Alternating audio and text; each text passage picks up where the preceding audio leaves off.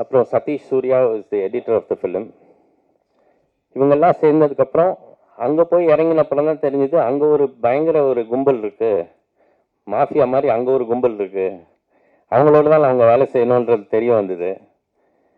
அவங்க வந்து முரட்டுத்தனமாக வேலை செய்கிறாங்க. ஒரு நாளைக்கு 24 மணி நேரம்னா ஒரு 18 மணி நேரம் கண்டினியூஸாக வேலை பண்ணுறாங்க. காத்தால 6 மணி 7 மணிக்கு ஒரு பன்னியும் பர்கரையும் தின்னுட்டு they go on for 12 hours continuously. அதுக்கு ஈடு கொடுத்து நாங்கள் வேலை பண்ணோம். And all the artists cooperated so well. It was like a family and we really enjoyed the process. இப்போ வந்து என்னோட நன்றி லிஸ்ட்டில் நிறைய பேர் இருக்காங்க. To start with, let me thank the crew, starting from Arvind Krishna to Vicky. Vicky, are you here, Vicky? Vicky. And direction team lende நம்ம KK and Sudhar. Guys, wherever you are, just raise your hands. Thank you. Thank you for all the help and support that you have extended. And அங்கே யூஎஸில் வந்து நிறைய friends help பண்ணாங்க. To name a few, I would like to thank Nirmal Vincent and Irene Vincent and Raj and Anjana, Ravi and Viji. இந்த மாதிரி நிறைய couple and friends who extended their help without any expectation.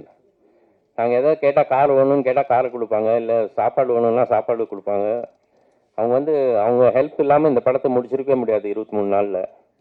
So I think of each and every one of them today and thank them for their support. அதே மாதிரி இந்த படத்தில் வந்து music வந்து ஆதித்ய ராவ்னு ஒரு அருமையான டேலண்ட்டை இன்ட்ரடியூஸ் பண்ணிக்கிறதுல நாங்கள் ரொம்ப பெருமைப்படுறோம்.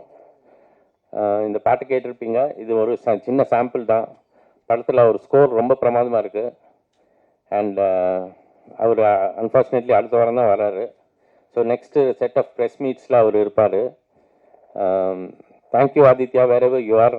ஐ sincerely commend your work and thank you for all the help you have extended over the last few months. And lyrics பொறுத்த வரைக்கும் 4 பாட்டு, அதில் 3 பாட்டு வந்து ஒரு புது முயற்சியாக நாங்கள் ட்ரை பண்ணோம். ஒன்று வந்து மதன் கார்கே எழுதின பாட்டு, அந்த பாட்டு தான் கேட்டிங்க, ஏதும் சொல்லாமலே என்ற பாட்டு மதன் கார்கே எழுதினது.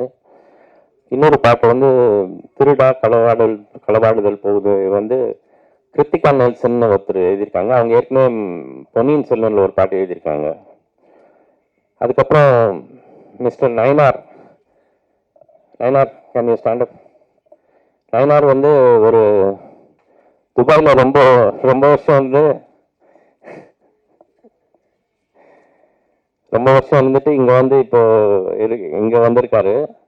அவர் ஒரு கவிஞர்ன்றதே எனக்கு வந்து ஒரு வினோதமான சந்திப்பில் தான் தெரிய வந்தது. ஏன்னா அவர் வந்து இப்போ ஊபர் ஓட்டிகிட்டு இருக்காரு. ஒரு நாள் ஊபரில் நான் இப்போ ட்ராவல் பண்ணும்போது அவர்கிட்ட பேசிட்டு இருந்தபோது தான் அவர் வந்து ஒரு கவிஞர்னு தெரிய வந்தது. அவர் வந்து நான் யூஸ் பண்ணது அவருக்கும் சந்தோஷம், எனக்கும் சந்தோஷம். அப்புறம் ஜி ராகவன் ஒருத்தர் ஒரு பாட்டு எழுதியிருக்காரு, ஓ ராசா வேணா. I don't know if Raghavan is here.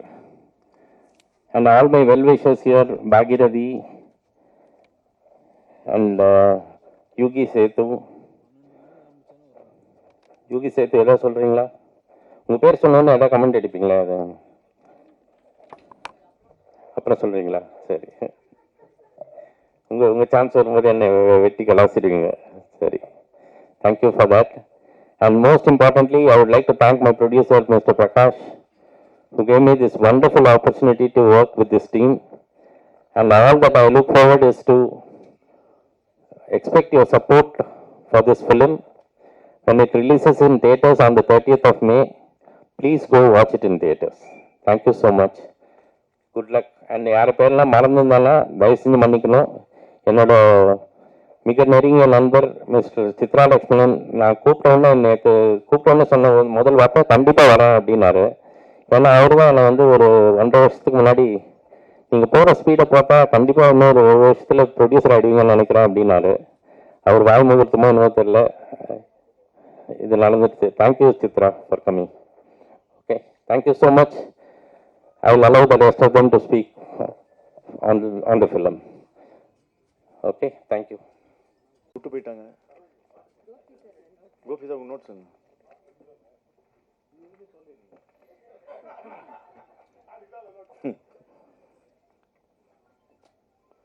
எப்போ கடைசியில் கூப்பிடுவாங்க என்ன பேசுறதுக்கு. இப்போ முதல்ல கூப்பிட்டாங்க, என்ன ப்ராப்ளம் தெரியாமல் பட் மேலே ஏற்றி விட்டீங்க.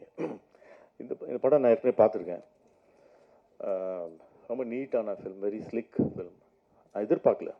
முதல்ல கூப்பிடும்போது இந்த டைட்டில் பார்த்து ஒரு கோர்ட் ரூம் ட்ராமா, கோபிக்கு எனக்கு ஒரு நட்பு முறிஞ்சிருமோ அப்படின்ற ஒரு டவுட்டோடு தான் போனேன். நான் உள்ள கோபிக்காக போனேன். இவ்வளோ தியாகம் பண்ணதே இல்லை நான் லைஃப்பில் யாருக்குமே. உள்ள போய் பார்த்தா I was totally shocked. It was definitely a very beautiful film, very slick film. ரொம்ப நீட்டாக இருந்தது, இஸ்திரி போட்ட மாதிரி கரெக்டாக இருந்தது. இந்த சார்ல்ஸ் லாப்டன் படம் ஒன்று இருந்தது, என்ன விட்னஸ் ஃபார் தி ப்ராசிக்யூஷன். அதான் நான் கடைசியாக பார்த்து கோர்ட் ரூம் ட்ராமா. அவ்வளோ அலர்ஜி எனக்கு, கோர்ட் ரூம் ட்ராமான்னு பிடிக்காது. உட்காந்து இப்போ ஆச்சரியம் முக்க போட போகிறாங்கடா, இப்போ நம்ம மேடையில் பேசுகிற மாதிரி. அப்போது how to pull off a court room ட்ராமான்னு கோர்ட் ரூம் படம் ஓடி இருக்கு இப்போ, சூப்பர் ஹிட் ஆகிட்டு.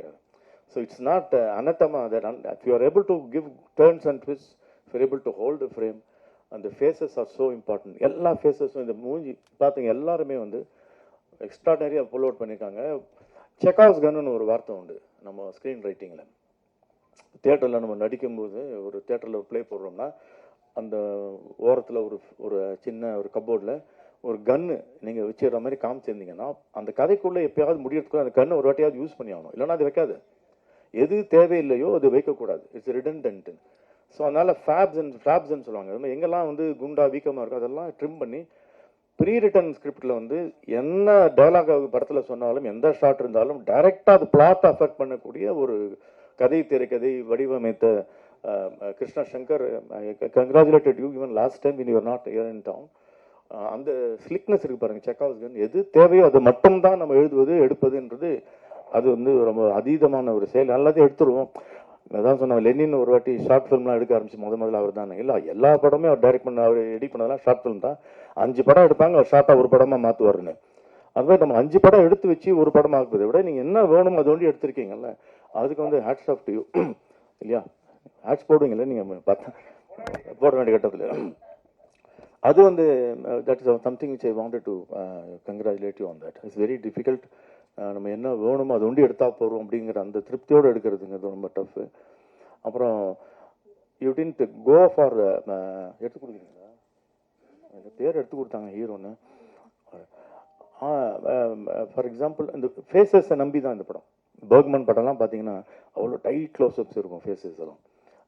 ஸ்வேன் நிக்விஸ்ட் கேமராமேனுக்கும் இந்த அரவிந்த் கிருஷ்ணாவுக்கும் ஒரு ரிலேஷன்ஷிப் ஒன்று உண்டு.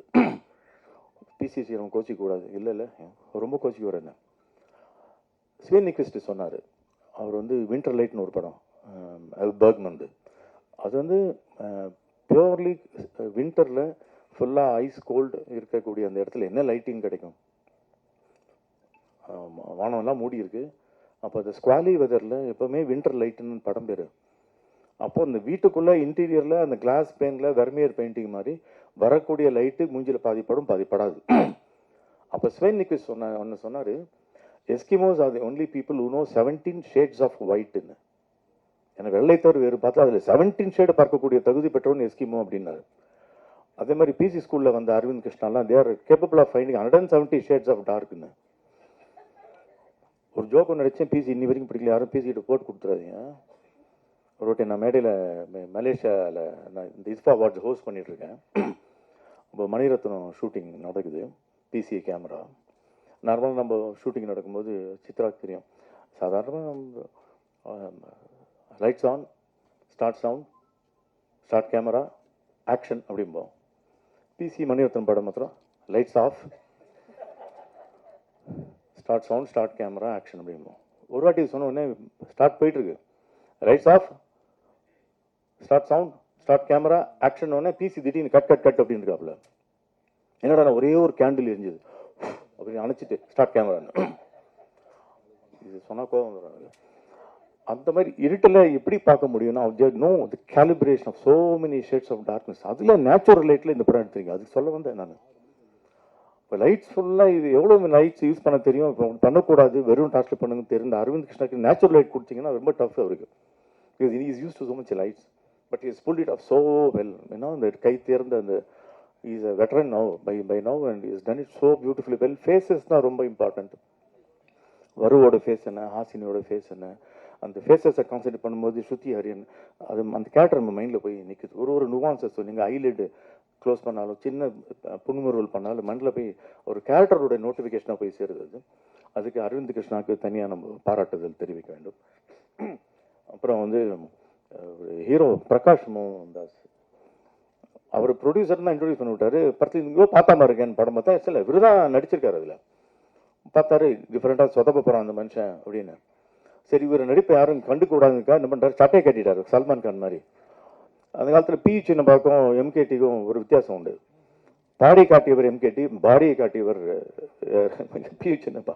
இவர் பாடி காட்டி நம்ம கவுக்கு போகிறா இருந்தாலும் பார்த்தா போப்போ நடிக்க ஆரம்பிச்சிட்டாரு. I was totally sorry, pull this off. I never expected you to be a good actor. I never expected this film to be a good film. இது எல்லாமே turn twist external to the ஃபில்மே நிறைய நடந்தது இந்த படத்தில். அது ஹாசினி மாதிரி கிடையாது. Hasini is the most underused extraordinary performer in the whole of India. ஒரே ஒரு ஷாட்டை பார்த்தேன், ஏதோ ராகவா லாரன்ஸ் படத்தில் ஒரு சின்ன கிளிப்பிங் பார்த்தேன். ஹாசினி ஒரு 2 nuanced expression she gives. Pure humor. It's Jack Daddyயோட better humour. She pulled it off without any dialogue. அப்புறம் ராமானுஜம் பார்க்குறேன், இந்த மாதிரி வில்லி பார்த்ததே இல்லை. இந்த டைமென்ஷன்லாம் ஒரு சின்னதாக ட்ரெய்லர் மாதிரி காமிச்சாங்களே, இவங்க யூஸே பண்ணலையே அது ஹாசினியை. You been use only 10%, 20% in your whole life. There is a Meryl Streep hiding in you. There is a Ingrid Bergman hiding in you. உங்களுக்குலாம் ஒரு சின்ன ஒரு டான்சிங் இந்த ஷூ பாக்ஸ் பண்ணுவாங்க, அதுக்கு கொடுத்தா போகிறோம். She'll use it as a floor. Ingrid Bergman அப்படி தான் மர்டர் அந்த ஓரியன்ட் எக்ஸ்பிரஸில் ஷி வாஸ் கிவன் ஜஸ்ட் ஒரு 2 scenes she got an Oscar for it. எப்படி ஆடணும்னு சொல்லி கொடுத்தாங்க, நம்பூரில் லக்ஷ்மி மாதிரி. Hasini I thank the camera which refused you behind it because the camera wanted her in front of it. So அவங்க பாருங்கள், ஹாசினி பாருங்கள், அது வெட்டர்ன் அப்படி தெரியும். லெஃப்ட் ஹேண்டில் பண்ணியிருப்பாங்க அந்த ரோலில். ஸ்ருதி ஹரிகன் ஆக்டிவிஸ்ட்டு பார்க்கும்போதே பயம் எனக்கு. ஏதாவது நல்லா இருக்குமா பார்க்கலாமா, நீ சூப்பர் ஆக்ட் பண்ணியிருக்கேன் தெரியுமா சொல்கிற மாதிரி. ஆனால் பார்த்தானா ஐயோ மை காட், ஷீ இஸ் அந்த சந்தேகமே வராத மாதிரி ஒரு பர்ஃபார்மன்ஸ். இது ரொம்ப difficult to pull it also. இன்றைக்கி ஒரு டைட் க்ளோஸ்அப் வச்சுட்டாங்க, நீ பண்ணியே ஆகணும். வேறு டூல்ஸே கிடையாது. டேரக்டர் சொல்லிட்டாரு, எனக்கு தெரியாது ஸ்கிரிப்ட் லெவலில் தான் இருக்குது, இன்னும் மூஞ்சியில் மகளே ஒன்று சமத்துன்னு சொல்லி மூஞ்சியை வச்சுட்டீங்க க்ளோஸ்அப்பில். They all did it so well. Side character ஒருத்தர் வராரு, வீட்டில் மேனேஜர் மாதிரி வர்றாரு, குக்கு மாதிரி ஒருத்தர் வராரு. தி all did it so well. 2 British actors, public prosecutor, அவங்கெல்லாம் டிலைட் டு வாட்ச். அதுக்கு ஈக்குவலாக இங்கிலீஷ் ஆக்சென்ட் இல்லாமல் பேசுறது ரொம்ப கஷ்டம். கொஞ்சம் தண்ணி கொடுங்க, இதுக்கே எனக்கு நாக்கு தட்டுதுண்ணா.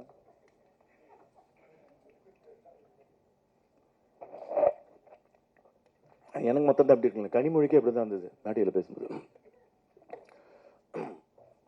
ஃபார் எக்ஸாம்பிள், நம்ம ஊரில் ஒரு தமிழ் பேராசிரியர் சொன்னார், சார் மலையாளிஸ்லாம் பாருங்கள் சார், அவன் ஃப்ரான்ஸில் போனாலும் மலையாளத்தில் பேசுகிறான், ஜெர்மனியில் போனாலும் மலையாளத்தில் பேசுகிறான், இட்டலி போனால் மலையாளத்தில் சார் ஜெர்மன் லாங்குவேஜ் தான் பேசுகிறான், ஃப்ரான்ஸ் உங்கள் காரில் மலையாளம்